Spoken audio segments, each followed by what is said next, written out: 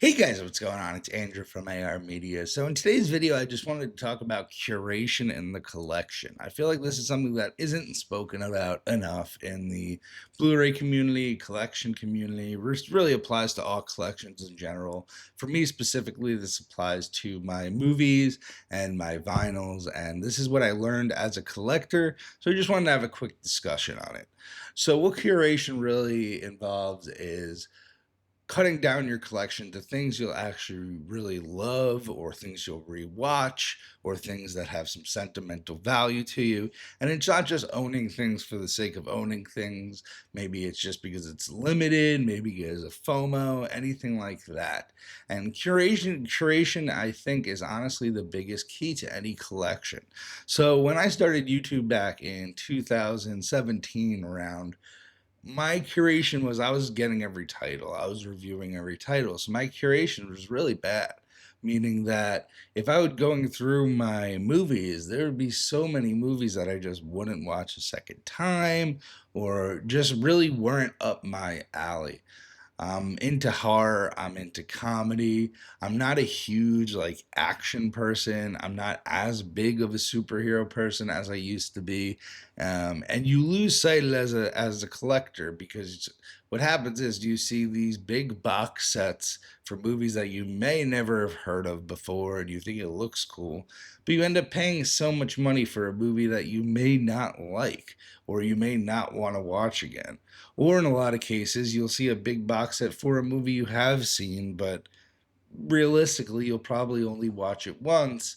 But the FOMO, the limited amount, the packaging, all that stuff gets to you, and you end up with a collection of movies that you don't really want to watch.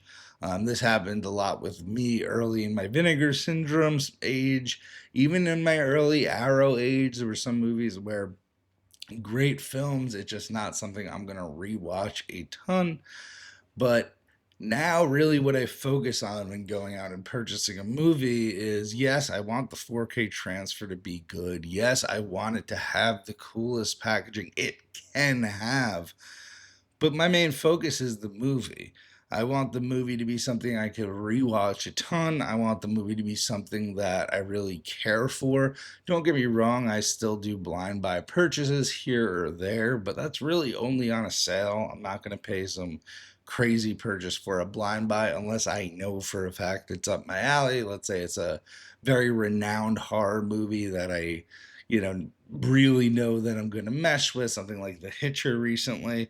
That was a blind buy that, of course, paid off. But in general, I think it's about collecting what you actually love and not just collecting for collector's sake and buying multiple versions of the same movie and limited steel books and paying more for these huge box sets of movies that you may watch once or twice. Now, don't get me wrong, those huge box sets, the Umbrella Art box set, for instance, that just went up for pre order. I pre ordered that with the VHS, all that stuff, because Terrifier 1 through 3 is one of my favorite franchises. But if they did that for a different movie series that I wasn't as in love with, I might not pick it up right away. And that's just the way it is. And I think everybody needs to limit themselves as collectors. I think it's way too easy to just fill the shelves and when you're going to the shelves with company over to watch something, not know what to watch. And that's not a good thing. You want to know your collection. You want to know exactly what to throw on. You want to know these movies well. And you want these movies that you can rewatch, have fun with, share with others. Maybe movies that are hard to find digitally, whatever the sake. But I think that at the end of the day, it's got to be what you love and not about the packaging, not about the FOMO, not about the limited edition, not about, oh, the whole Blu ray community loves this movie, so I need to pre order this crazy edition. It's curation, folks, and make sure you love your collection. If not, there's nothing wrong with selling off a lot of the collection.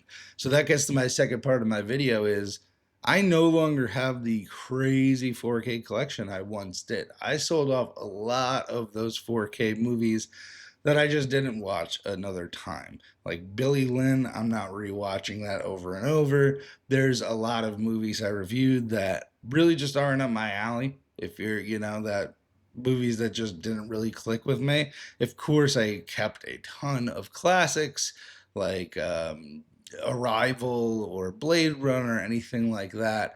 But those movies in between where it was just not needed, or I just didn't mesh with it, or it was an older movie that I was kind of picking up just to see what the movie was like, a blind buy on a classic. But sometimes those classics aren't that rewatchable for me. And overall, I think there's nothing wrong with thinning out your collection and selling it all. You spent a lot of money on these, especially if they're limited edition. If you don't watch it anymore, list it on eBay, list it on Facebook Marketplace, get some money for it. And if you want, put that money into that new set that you see that you're itching for with the FOMO or whatever, go put that money towards that. So at least you're recycling from the hobby. Because if you just keep adding to the shelf, it becomes hoarding at a point. And that's where I feel like it was with me towards the end of my YouTube channel before I came back. It was just hoarding. It was too many movies. It was too many blind buys. It's just not the way to go with collection. So anyway, I hope you guys got something out of the video today. Just a random topic that I wanted to talk about, but I think the whole community can really get into this. This happened with my vinyl collection as well. I wanted to buy all these cool colorways, or I would see a really cool movie score because the colorway would be awesome on the vinyl and the actual artwork on the vinyl would be awesome. So I'd pick it up. But how often am I listening to a movie score on vinyl? Not as often as you think. So a lot of those also, there's nothing wrong with buying a limited edition and selling it, or buying a standard edition and selling it.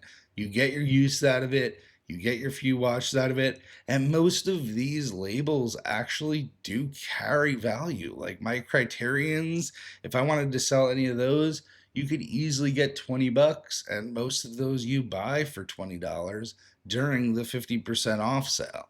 Same thing with any boutique label, a Vinegar Syndrome, Kino, any of those, especially if you have a slip, you will get most of your money back. Arrow, anything like that, you're going to get your money back, if not more on some. So if it's not a title you love, sell it. Get something you do love, because the only things in your collection should really be movies you love, vinyls you love, music you're going to play over and over again, music you're going to play when company's there, movies you're going to play when company's there, movies that bring you comfort you're going to watch over and over, and movies that actually mean something to you.